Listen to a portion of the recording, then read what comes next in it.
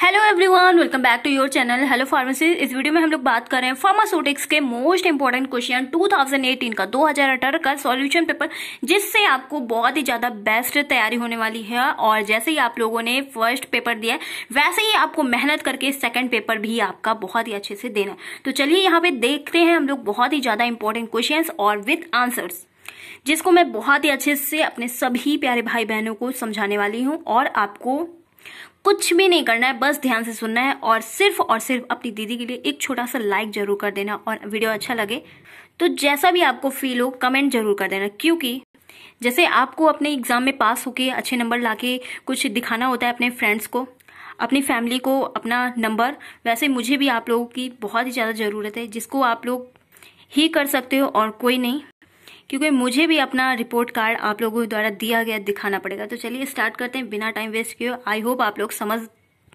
गए होंगे, इतने तो समझदार हो ही, ठीक है। मैं ऐसा क्यों बोल रही हूँ, क्योंकि हर समय एक नहीं होता है। एक बच्ची का कमेंट आया था, दी ऑलवेज हैप्पी बट नो, जो जिसकी जिंदगी जी रहा है वही जान सकता है। चलिए स्टार्ट करते हैं। डिस्टिलाइजेशन क्या होता है? आसवन विधि, जिसे हिंदी में क्वेश्चन पेपर पूछा जाता है। आसवन के विभिन्न रूपों का यहाँ पे वर्गीकरण करना है। प्यूरिफाइड वाटर क्या होता है? ठीक है, एग्जाम में काफी बार पूछा गया। तो आपको यहाँ पे क्या लिखा हुआ है, बहुत ही इजी लैंग्वेज में लिखा हुआ है। किसी द्रव को, पानी को गर्म करने पर जब वो वाष्प में परिवर्तित हो जाता है, वाष्प में, वसा में, भाप में परिवर्तित हो जाता है, और फिर उसी को ठंडा करके सिर्फ फिर से पानी में बदलना, वो क्या कहलाता है? वो क्रिया आसवन विधि कहलाती है। ठीक है, ये आपको फॉर्मूला बहुत ही ज्यादा इंपॉर्टेंट है। अगर आप एग्जाम में लिखोगे तो मतलब कि थोड़ी सी कॉपी तो भरेगी और कुछ ज्यादा स्टैंडर्ड लगेगा। ठीक है, क्या लिखना है आपको? इंग्लिश वाले स्टूडेंट हो तो इंग्लिश में ये लिख सकते हो। ठीक है, हिंदी वाले स्टूडेंट हो, द्रव्यमान गर्म करने पर क्या हो? वसा बन जाता है, और ठंडा करने पर क्या? द्रव बन जाता है। ठीक है, तो ये बहुत ही इजी और सिंपल फॉर्मूला है। और यहाँ पे देखिए लिखा हुआ है, किसी द्रव में उपस्थित अविलेय ठोस जो अछानित होता है, जो पदार्थ नहीं छाने जा सकते हैं तथा जो मिल नहीं सकते हैं, अमिश्रणीय होते हैं, मिलाए नहीं जा सकते हैं, शुद्धियों को पृथक फेनल की सहायता से उसे दूर किया जाता है। ठीक है, यहाँ पे ये सब लिखा हुआ है।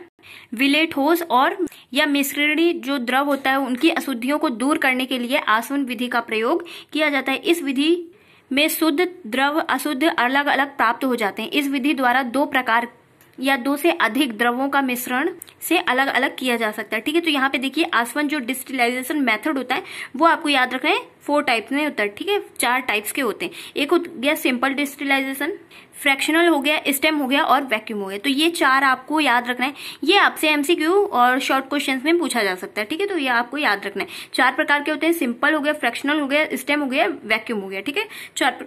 और फिर इतना लिखने के बाद ये आपका एक क्लासिफिकेशन है। इसको आप ऐसे ऐसे करके नहीं लिखिएगा। इसको आपने एक यहाँ लिखा, दूसरा यहाँ लिखा, तीसरा यहाँ, ऐसे चौथा, ऐसे पॉइंट डाल के लिखिए, तो आपकी कॉपी भी भरेगी और अच्छा भी लगेगा।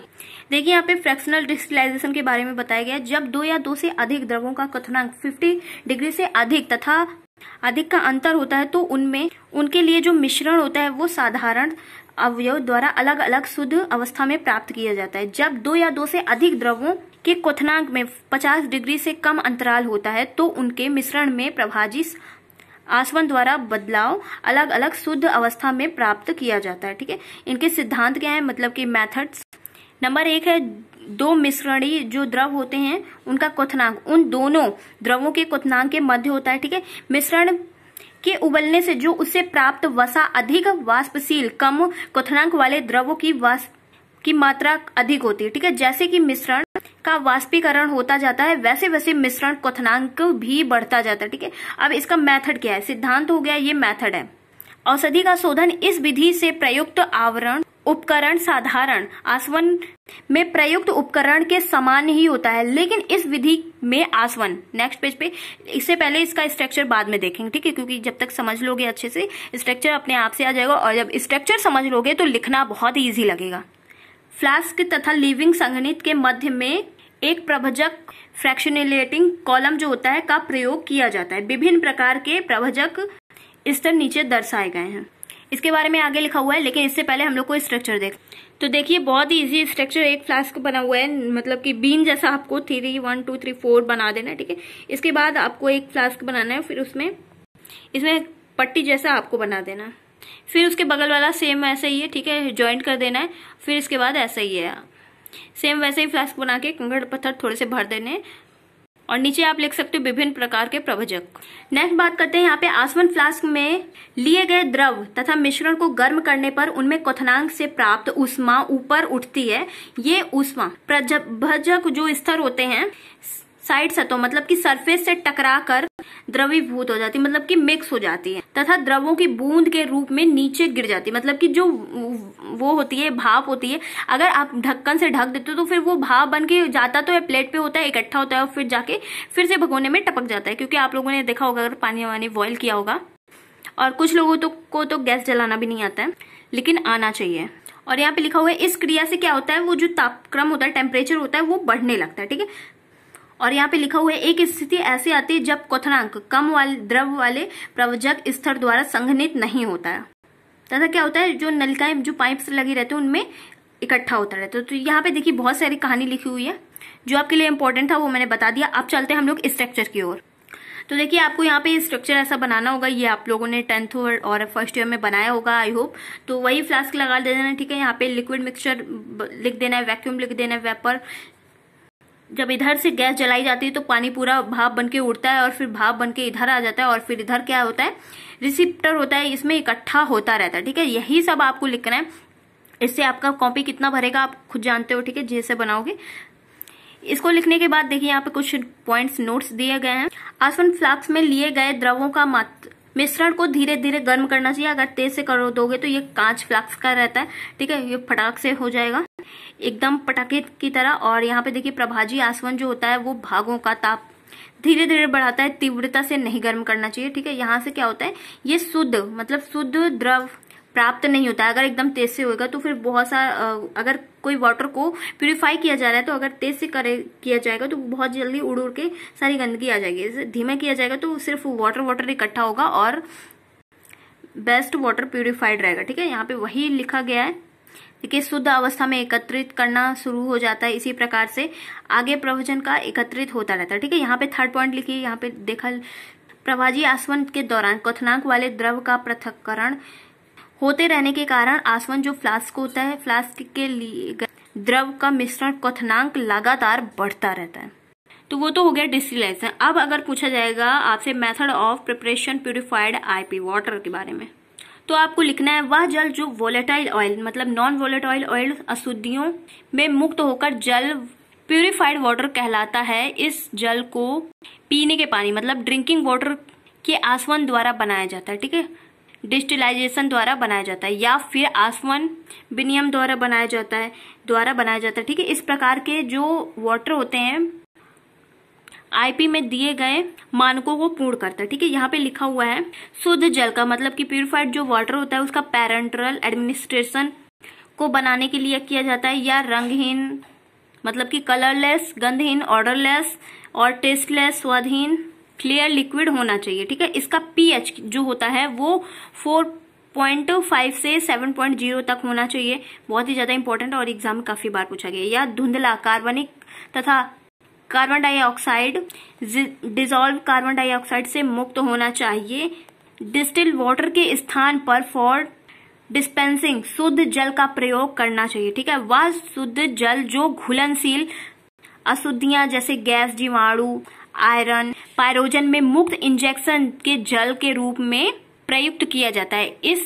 इसका निर्माण साधारण जल आश्रित कर लिया जाता है और सामान्य प्रत्युक उपकरण को स्टोक स्टील कहते हैं। इसी प्रकार की संरचना नीचे दिखाई गई। ठीक है, तो यहाँ पे देखिए स्ट्रक्चर दिखाया गया है जिसको आपको बनाना है। तो देखिए यहाँ पे स्केल का वर्क है। ठीक है, आप फटाफट से बना सकते हो। ऐसे करना है आपको, फिर ऐसे करके ऐसे करके ऐसे करके मतलब एक पेंसिल का आकार देना है। ठीक है, फटाफट से बना सकते हो।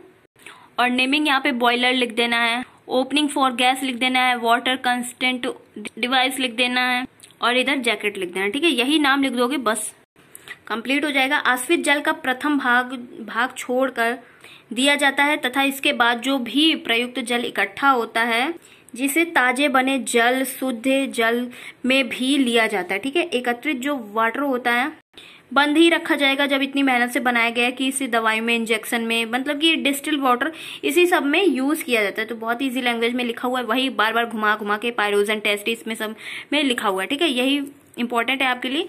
अगर आप एक बार पढ़ लोगे तो सब कुछ आपको पता चल जाएगा कि कहाँ पे क्या लिखना है।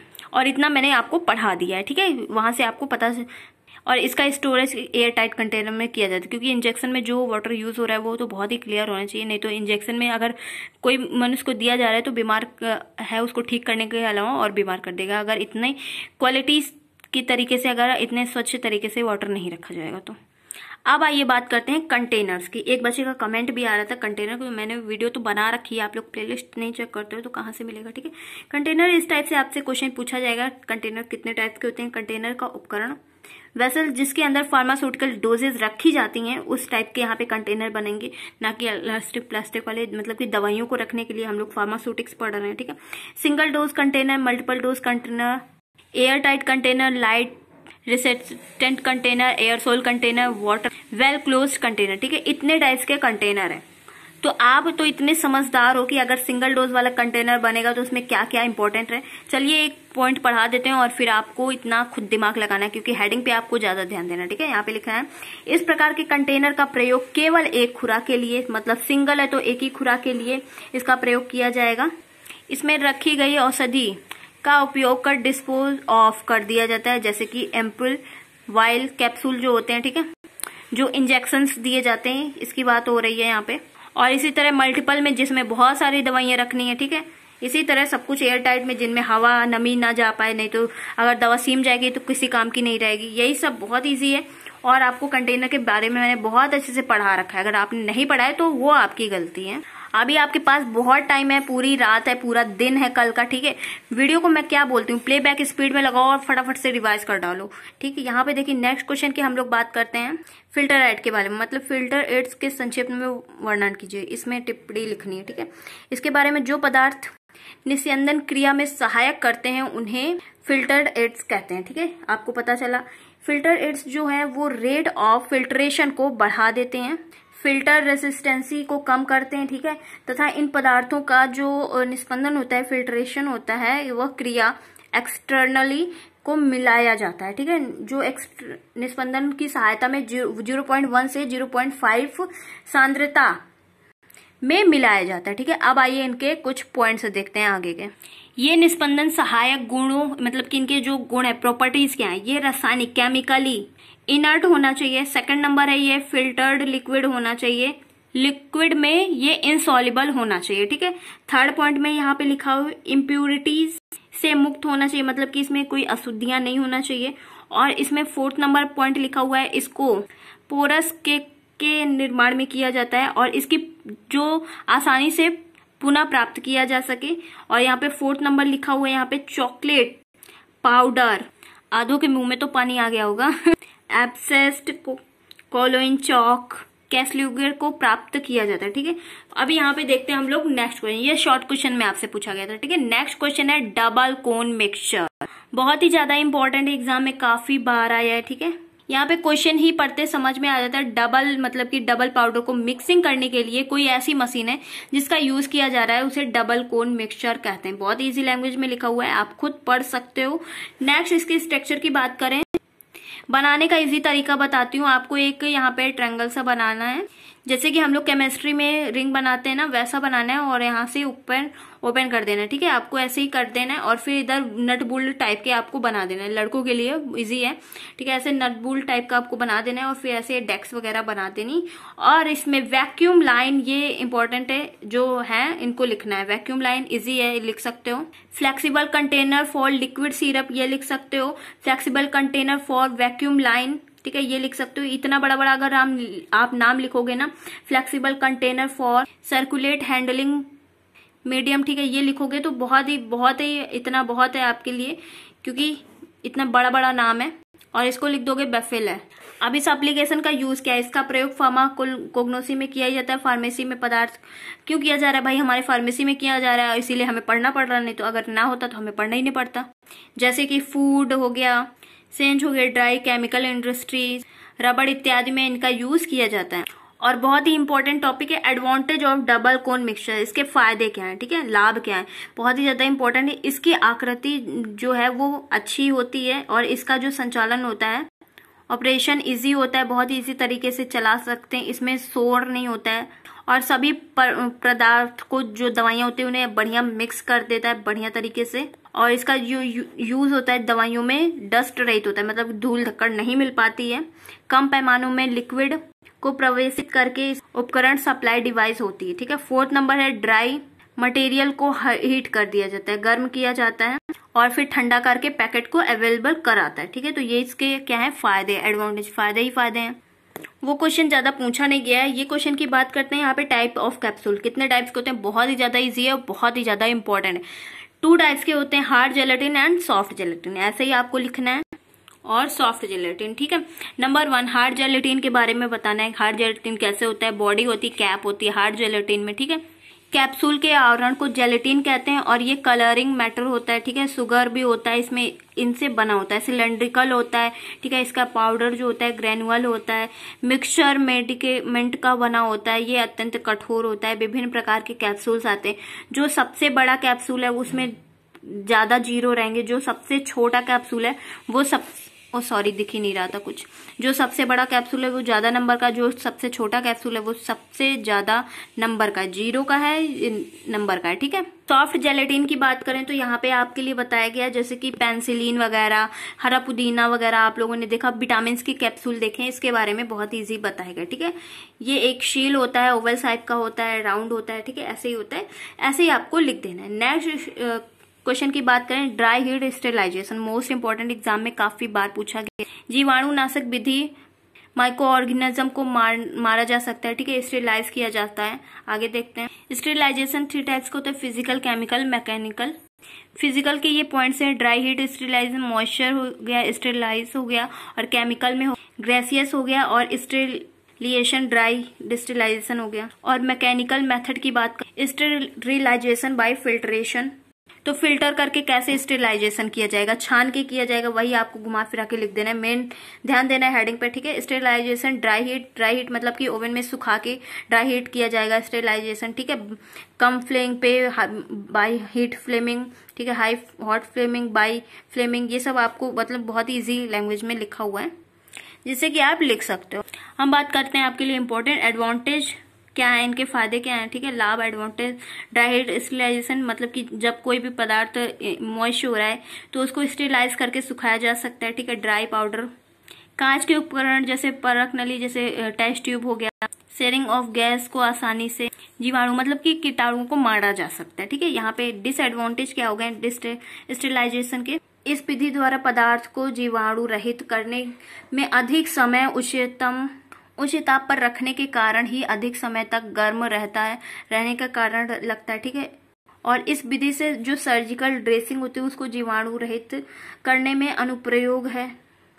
तो यहाँ पे इसके डिसएडवांटेज मतलब rubber, plastic article, thermo level जो होता है इसे बहुत ही लो टेम्परेचर पर जीवाणु रहित किया जा सकता है, ठीक है।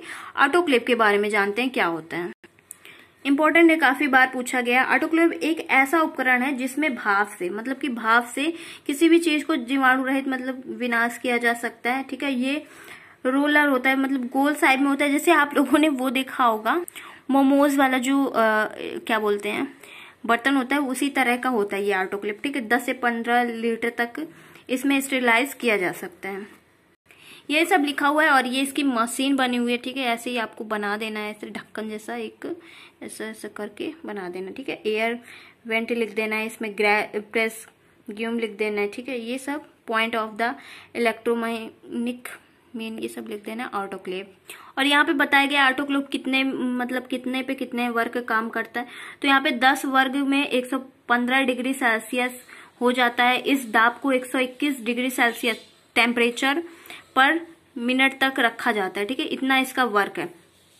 और 2 लीटर के वाटर को 10 से 15 cm तक भरा जाता है, ठीक है। अब देखते हैं हम लोग मोस्ट इंपोर्टेंट क्वेश्चन जो आपके लिए इंडियन फार्माकोपिया, मोस्ट इंपोर्टेंट है इंडियन फार्माकोपिया। इसको मैंने बहुत ही ढंग से पढ़ा रखा है, देखिए अंडरलाइन कर करके।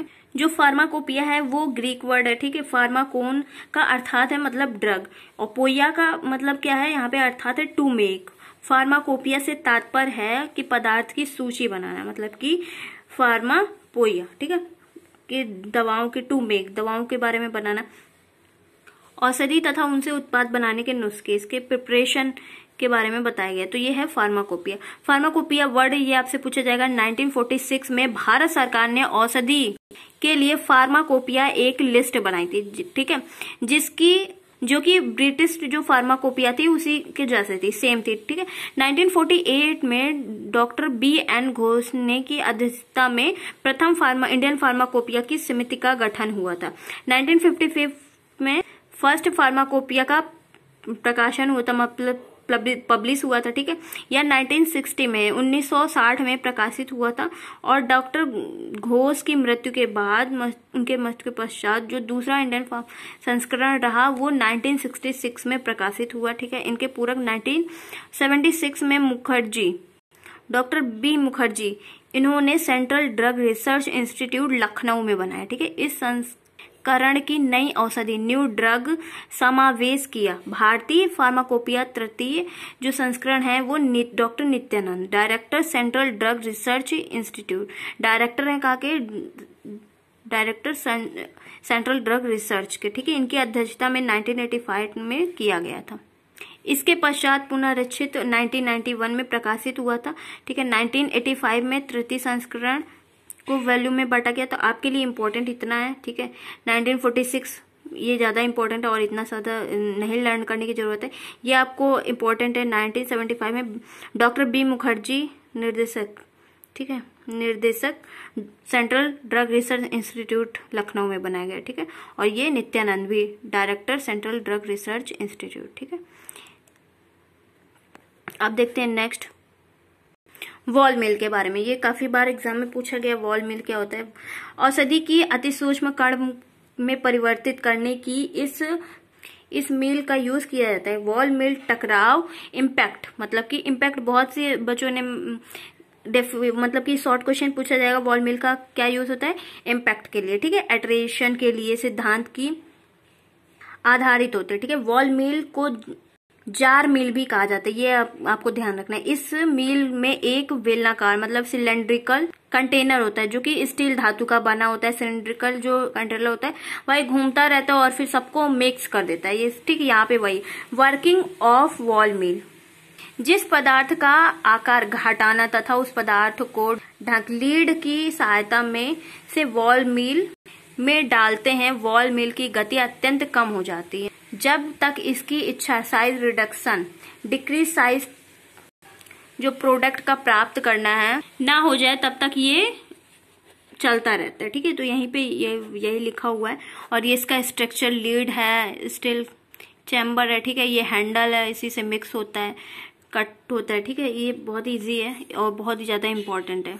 और ये आयुर्वेदिक डोजेस फॉर्म इम्पोर्टेंट है, ठीक है। इसको भी ध्यान से देख लेना आप लोग। आयुर्वेदिक पदार्थ औषधि की प्राचीन पद्धति आज भी आयुर्वेदिक फिजिशियन इस पद्धति में अपनाते